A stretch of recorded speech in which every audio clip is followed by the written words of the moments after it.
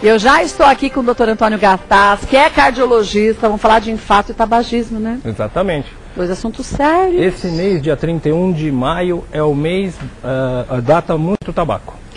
E o tabagismo a gente sabe que só traz transtornos para a vida das pessoas, né? Quer aproveitar? Tire suas dúvidas, mande suas perguntas e a gente vai para o intervalo. E na volta, vamos falar tudo sobre infarto e tabagismo. 2 minutos, até já.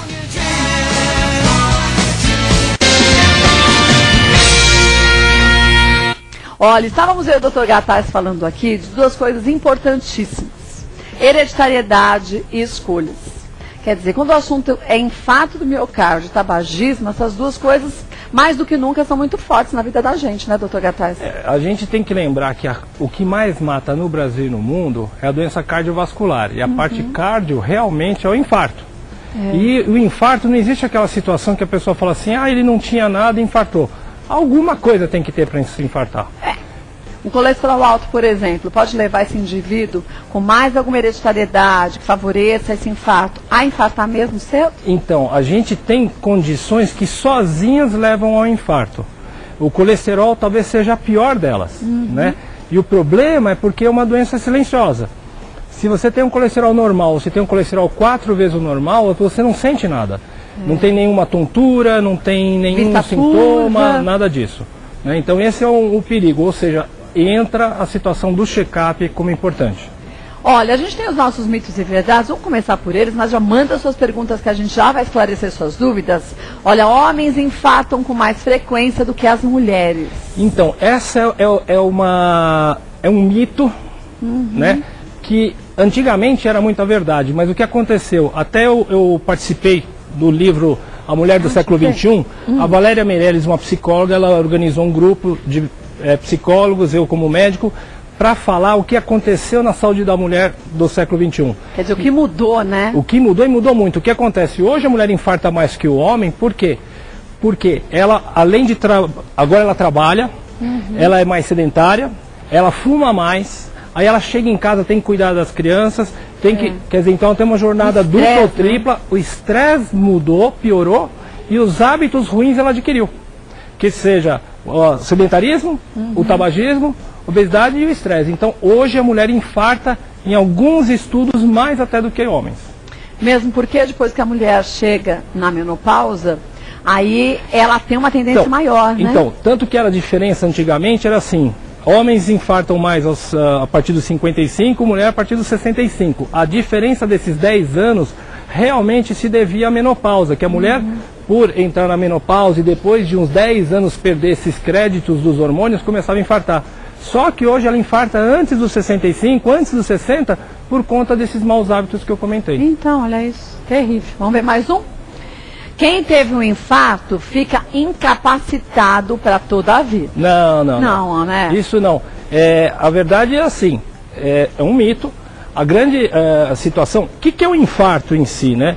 Posso pegar uma separaçãozinha aqui assim? A gente entender, porque as pessoas não entendem bem o que é o infarto. Acontece. Primeira coisa, que a gente falou uma vez aqui, chama a atenção das pessoas, que infarto é uma morte de um tecido. Necrosa. Apodrece. Gangrena, vamos falar assim. Que tecido? Você tem um infarto cerebral, se for o entupimento da artéria do cérebro. Você tem um infarto do miocárdio, se for entupimento da artéria do coração, a coronária. Você tem um infarto renal, se for entupimento da artéria do rim. É que os nomes às vezes são diferentes. No infarto cerebral a gente chama de AVC isquêmico. Tá? E, por exemplo, o infarto pulmonar, a gente fala do tromboembolismo pulmonar. Mas é tudo o quê? O suprimento de sangue que vem pela artéria, Kátia. Então a gente tem essa situação. Quando a gente nasce, todas as nossas artérias têm essas três paredes limpinhas, né? Quer dizer, não tem empecilho nenhum para o sangue passar. E aqui dentro onde está correndo sangue, com o passar dos anos, a sujeirinha, o estresse, vai acumular uma sujeira na parede que a gente vai falar que são as placas. Deixa eu por aqui assim, ó. Esse amarelinho que a gente vê aqui... São as placas. É a placa de ateroma, a placa de gordura. Mas a placa de gordura não é porque tem colesterol alto. Não? A placa de gordura é pelo envelhecimento da artéria. E aí pode ser pelo colesterol, pelo tabagismo, pela obesidade, pelo diabetes, pelo estresse. Então assim, mas se eu a tiver placa de gordura. Isso... Mas, por exemplo, o que vai acontecer na nossa natureza é o envelhecimento, as formações de uma plaquinha menor, ou chegar numa situação grave. Você fala, isso pode estar acontecendo numa pessoa com 85 anos de idade, em algumas artérias, um entupimento gravíssimo. Mas pode estar acontecendo em pessoas mais O jovens. que não pode acontecer em pessoas mais jovens. Então, se eu pegar um homem que sofreu entupimento antes dos 55, foi muito cedo. Se eu pegar uma mulher que sofreu entupimento antes dos 65, foi muito cedo. Porque vai ter uma mulher de 65 anos de idade, uma plaquinha na parede da carótida, da artéria aorta, do abdômen. Um pouquinho que não impede a passagem do sangue. Exatamente, ele né? não provoca alteração do fluxo do sangue. Tá. Se a gente identificar uma pessoa jovem com esse tipo de obstrução, vá procurar qual foi o fator de risco. Aí que você falava de hereditariedade. Eu tenho um rapaz que tem 42 anos no consultório, aos 41 ele pôs 4 stents. Mas muito cedo, né? Muito cedo. O stent é isso aqui. Gente. Então, assim... Quer dizer, claro, esse é grande, né? Esse é pra gente poder ver melhor. Né? Isso aqui é um super hiper stent, né? Mais um modelo. E aqui a gente tem, Kátia, sua mãozinha mais delicada para mostrar um pequeno stent. Esse é o tamanho real dele, ó. E até menor, né? Depende. Mas é pra gente entender. Só que esse stent, ele é colocado durante uma angioplastia. Depois a gente até tem algumas coisas para mostrar e falar disso. Tá. Mas qual que é a situação? Esse rapaz não tinha colesterol, que é o pior risco familiar. Não tinha tabagismo, nunca fumou.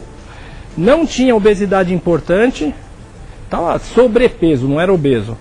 Não tinha hipertensão e não tinha diabetes. Então o que fez ele ter isso? A genética. O irmão aos 40 sofreu obstrução. E aí na investigação dele, não é investigação de uma pessoa de 41 normal. Como tem a história familiar, a gente faz exames mais apurados, mais profundos para ter mais certeza. E aí a gente achou. Nossa, né? gente. E sem algum. Entendeu? Quer dizer, ele podia ter infartado e morrido. Isso. Se não tivesse então, feito o check-up. O que ele tinha na situação dele era uma obstrução grave. Na verdade, essa obstrução é em torno de 80%, no caso dele era em torno de 90%, 95%. Então ficou um metade filete de disso, sangue passando. E ele, no máximo, sentia um cansaço quando levava o cachorro para passear. Mas ele não notou sou isso. sedentário mesmo, tô fora do peso, cansado, né? Depois de fazer a angioplastia com a colocação do stent, ele acabou sentindo que minha performance está melhor.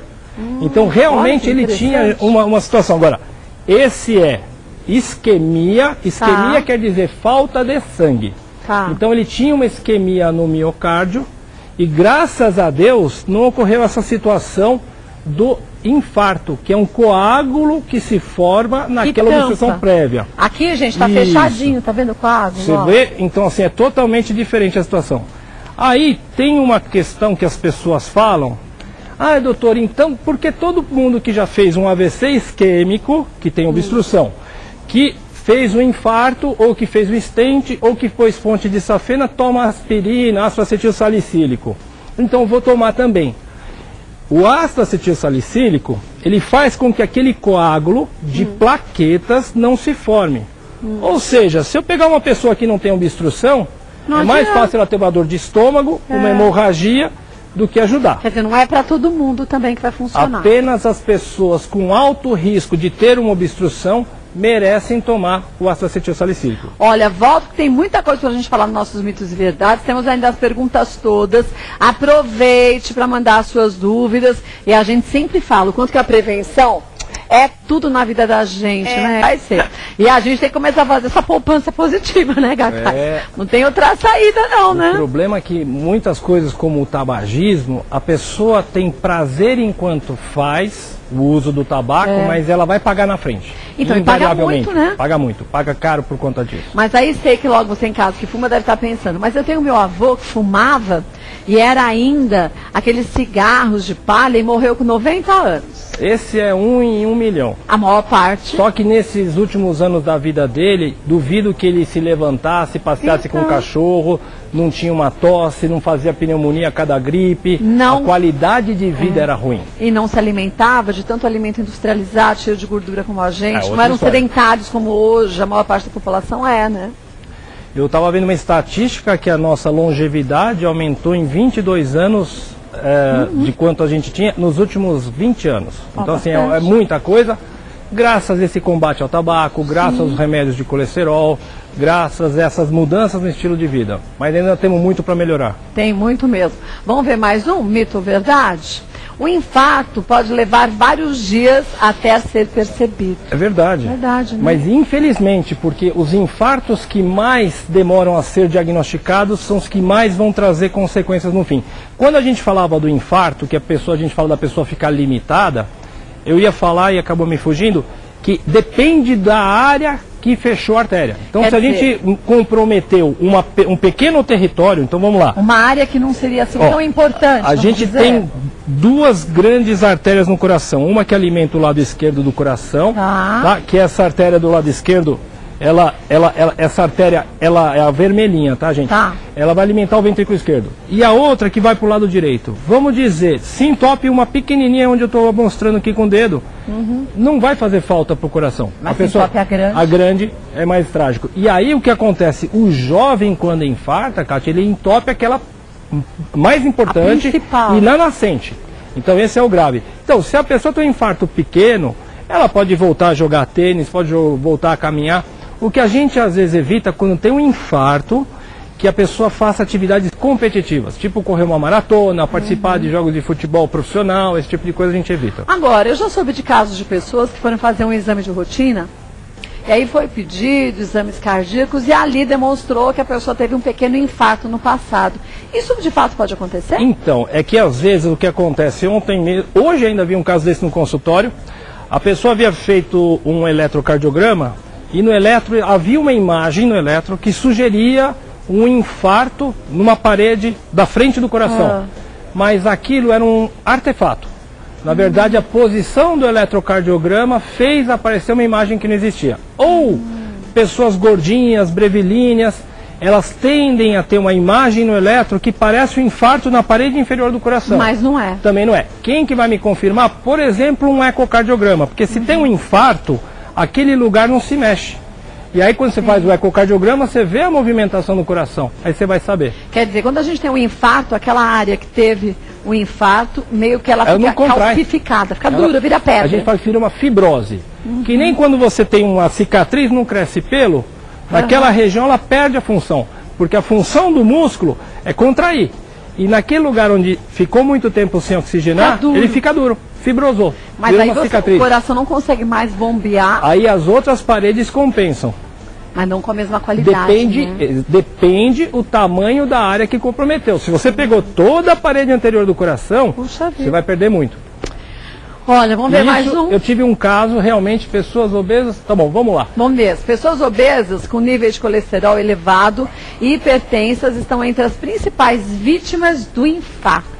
Então, e infelizmente isso é o mundo moderno, verdade. Porque o que acontece aqui? A gente tem o sedentarismo, obesidade, a hipertensão ela compromete 40% da nossa população, é uma doença silenciosa, por isso a gente tem tanto AVC no Brasil, porque as pessoas não medem a pressão, ainda tem aquele comportamento de achar, se eu não sinto dor na nuca, eu não tenho pressão. Se eu não tenho dor de dói a cabeça, pressão está alta. Ainda existe essa falta de conhecimento que a hipertensão é doença silenciosa, a prevenção é o melhor. Isso sem falar nas pessoas que já foram diagnosticadas hipertensas, e aí toma um remédio, faz a aferição, fala, tá normal, tô com a pressão normal, vou parar de tomar o remédio. Então, isso acontece mais ainda com remédio de colesterol. O remédio de colesterol, ele é interrompido depois de 1, 2 meses, como se estivesse tratando uma infecção de urina. A infecção de urina, você toma o remédio, 7 dias... Obrigada,